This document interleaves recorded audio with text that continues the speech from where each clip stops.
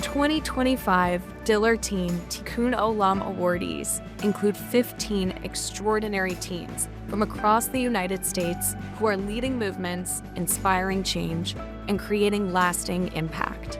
No matter how great the challenge or how difficult the times, they are taking action and bringing their peers and communities along with them.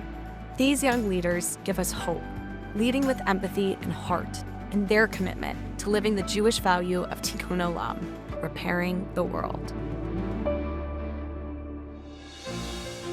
As a member of the selection committee, I am so inspired by the 2025 Diller Teen Tikkun Olam awardees.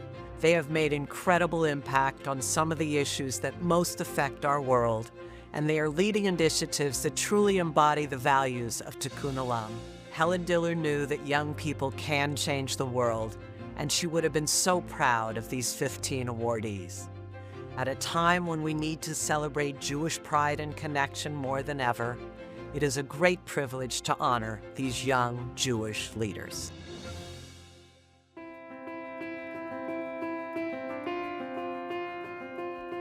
For me, doing this vote has always been a really big part of my life. It really connects me with my community and helps me show the Jewish values and family values that I've learned. But for a lot of young people who want to do community service, who want to give back, they just don't know where to start. Impact Link is a technology platform connecting high school teens to local nonprofit events. Wherever a high school teen is located, they can go on the app and see a wide variety of community service opportunities. Getting involved is as easy as a click of a button. In just under a year, Impact Link has expanded across the US and abroad. We've logged over 13,000 hours of teen community service. We've also worked with 27 nonprofit partners, and we have 17 chapter heads that recruit volunteers and reach out to nonprofits to post events.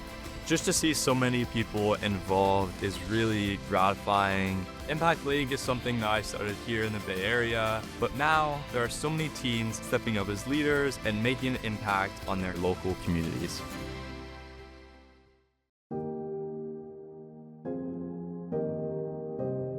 For refugee girls in the Rwanda refugee settlement in Uganda, access to education is extremely limited. Not only do these girls not have access to technology, but the living conditions are extremely challenging, and they often go to bed hungry. The Refugee Can Be tutoring program provides academic and inspirational support, along with monthly food provisions to refugee girls and their families. Along with dozens of student volunteers in Los Angeles, I've built key partnerships on the ground in Uganda, including with my co-founder, who is herself a refugee, to establish internet connection, purchase laptop computers, and facilitate virtual tutoring sessions. I've seen the impact of this program in the change of mindset in the community. Not only does the food provide nourishment, but by connecting food and education, the girls are now seen as breadwinners and celebrated for going to school. The cause of girls' education worldwide is one that I'm most passionate about. I'm so inspired hearing these girls talk about their hopes and dreams for the future.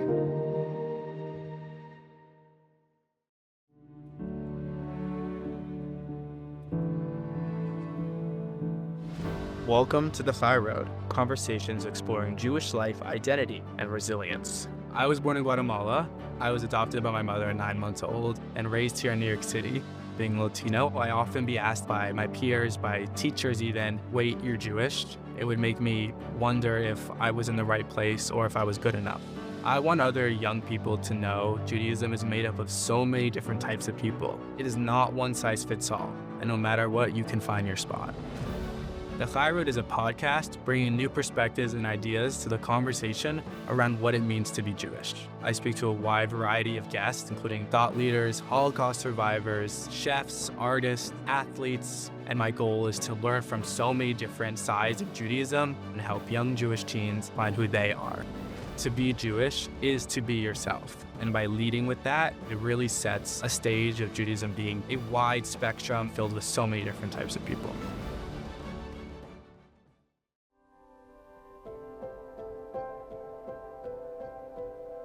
When I was younger, I was diagnosed with dyslexia, which is a learning disability that affects 1 in 5 children. It diminished my self-esteem, my confidence, made me think, was I different? Was something wrong with me? I became filled with anxiety, even embarrassment entering the classroom.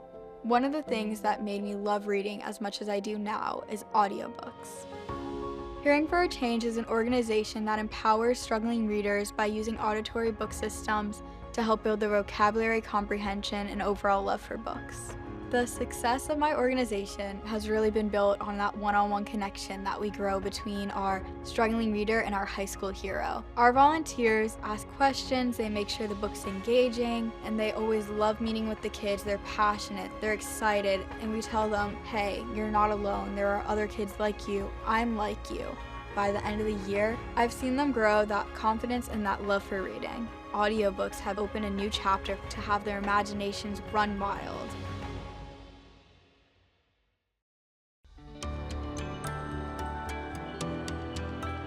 Ever since I can remember, I've just been really into technology. I always loved knowing how things run, and I taught myself how to code and taught myself how to build a computer, what do the different parts do. But of course, what makes technology so exciting also makes it pretty challenging for seniors, which is that it's constantly evolving. The CLIO initiative is all about educating seniors on the latest technology through hands-on workshops and tech support sessions. Some of the critical areas we help seniors with include online banking, managing medications, staying connected with friends and family, transportation, and so much more. I took my interest in entrepreneurship and technology and used them to scale CLIO into what it is today, an organization with over 50 locations across 20 states with hundreds of volunteers serving thousands of seniors. It took a lot of learning how to scale and building sustainable structures within the organization to help CLIO expand and last. And I'm really excited to keep growing CLIO to bridge generations and close the digital divide.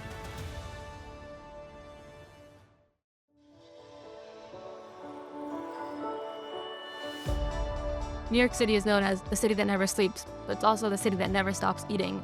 There's so many food stores and restaurants on every corner. Unfortunately, at the same time, there are 1.4 million people each year in New York City who are food insecure. One day, I was in my cafeteria. I saw how much extra food was being thrown away. I looked online, trying to see if there's anything for schools to donate their leftover lunch, and I couldn't find anything, so I decided, you know what? I'm gonna do it. I'm gonna make something happen. Fresh Opportunities has now partnered with over 10 schools across New York City and donated over 11,300 meals to people in need. We have over 120 students packaging, labeling, delivering food, and it's just so inspiring to see this contagious energy and how much more we get done when we come together. What's so special about Fresh Opportunities is that our volunteers are actually going to the community fridge, going to the shelter, and handing the meals to the people in need. Tikkun Olam is all about being the one to take action. I'm so proud of how big this food recovery movement has grown and how many lives we've been able to impact.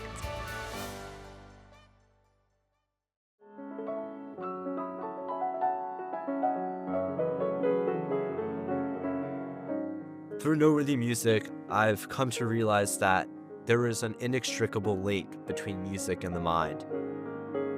Music is something that speaks to the soul. It is something that really transcends, and when it brings us together, amazing things can happen. Noteworthy Music is all about bringing the universal power of music into the lives of seniors facing cognitive impairment. And we do that through immersive, exceptional, student-run concerts. A big step for Noteworthy Music was when we partnered with Emory University's Cognitive Empowerment Program to expand our research and performance. We've raised over $20,000, brought licensed music therapy partners to the table, and impacted over 1,000 seniors. After all of our concerts, the best part is sitting with our seniors and hearing from them how the music helped tap memories and stories. Being able to spark those connections is the heart of our mission.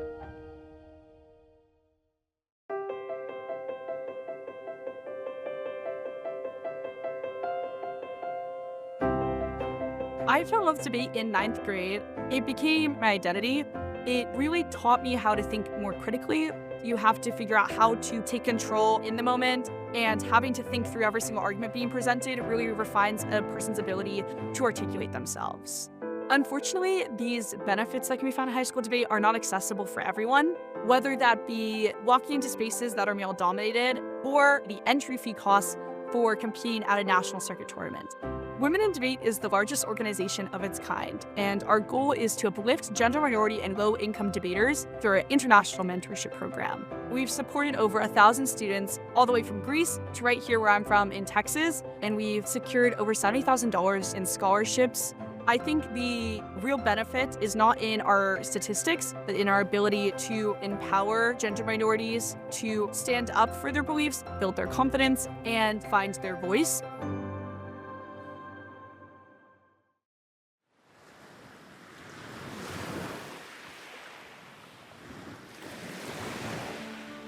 Just like the ocean, there's a ripple effect in environmental work. One person's energy, passion, and solutions can flow to everyone else and create a chain reaction. That's my inspiration with founding the Student Environmental Ambassador Program.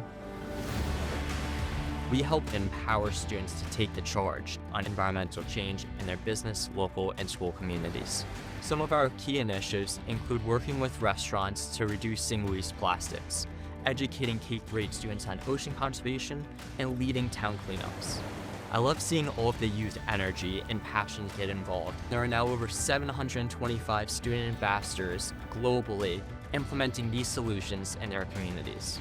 One point in my work that I knew that I was making a difference was when I testified before the New Jersey Senate on Bill S3195, which has the goal of eliminating single-use plastics across New Jersey.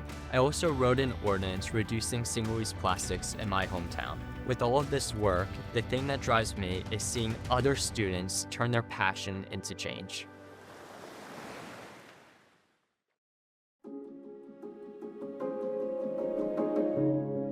Dance for me is truly essential. It's been such an integral part of who I am as a person, and it's a very freeing art form in that your body is your instrument, and there's a beauty to that, but then there are also some dangers. When I was 13, I developed a pretty serious eating disorder. As I started the recovery process, I recognized a need for change. My mission and goal with Dancers Beyond Labels is to uproot the stereotype for what a dancer should look like. A huge part of our work is our educational programming. We've partnered with eating disorder therapists and the biggest dance events company in the world to bring our professionally developed nutritional program to competitions and conventions. We've also been able to work with hundreds of studio educators across the country to abide by our body image code of conduct. Central to all of the work that we're doing truly is engagement with younger dancers on a one-on-one basis. Everything comes down to reaching that one individual that could be struggling. It's been incredibly special to see the impact that we've been able to make, and I'm so excited to improve dancer mental health and nutrition for years to come.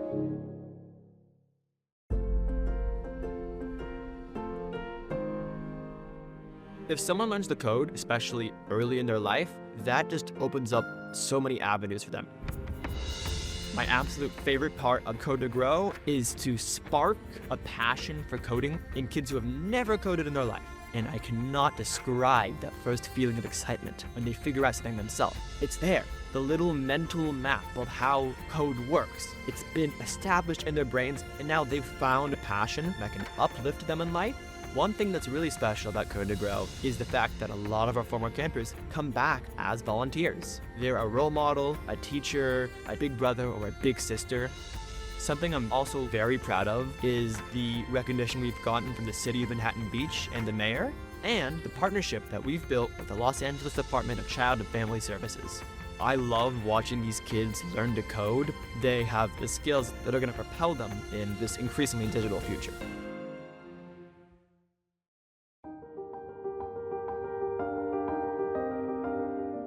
Chicago is a city with a very large unsheltered population.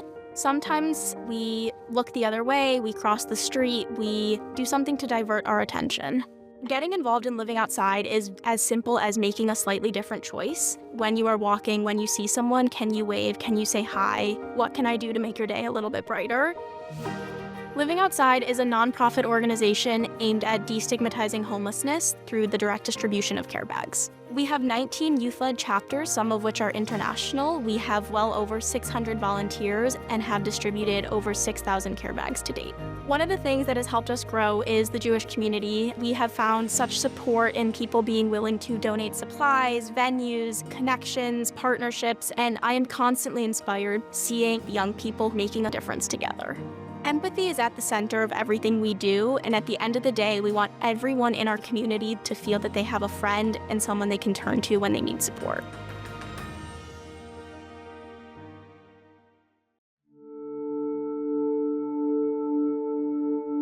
On September 9th, 2020, the skies in San Francisco literally turned orange.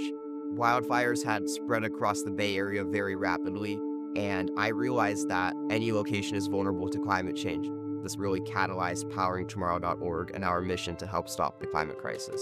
PoweringTomorrow.org is inspiring the next generation of green energy leaders through our free after-school hands-on climate and energy education program. In creating the curriculum, I really wanted to make the workshop fun and exciting and to include a lot of science experiments because most of the existing climate and energy education programs around the world give students fear rather than hope. And our organization helps to flip that narrative.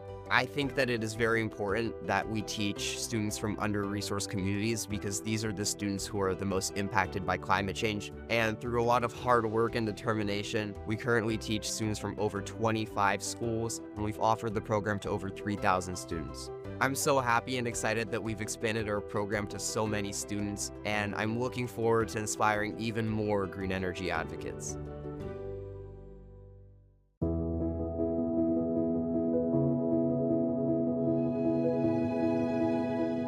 For me, Tikkun Olam means inclusion. Growing up with my younger brother Oliver, who has autism, we've always done everything together, and we both look up to each other. I wanted to make everything possible for him to do, which is what sparked Ballers Basketball to become what it is today. I would say as soon as somebody walks into Ballers, they notice just the love and joy everyone has. Whether you're in a wheelchair, nonverbal, have Down syndrome, whatever the case might be, everybody can come together with a sense of belonging. And it's just this loving community. Giving kids like Oliver the opportunity to feel included, feel accepted, means the world to me. And you really just see the impact that it has. The bonds aren't just related to basketball. There's always something else. Every week, that bond just gets even stronger. And the most meaningful part is to share your gift of just being you.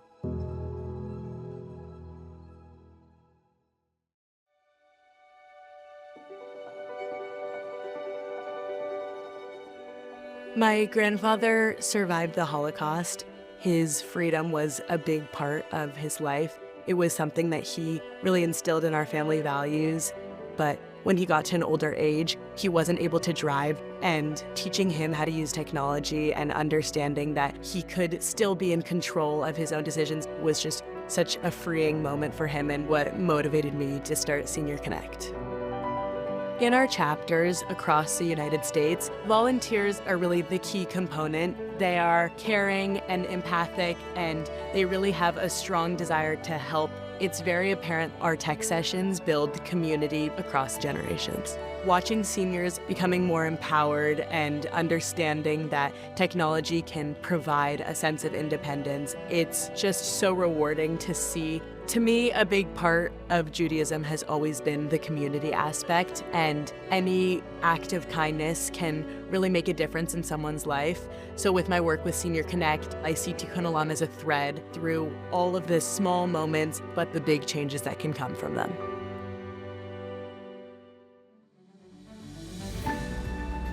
Helen Diller believed that young people have the power and passion to change the world.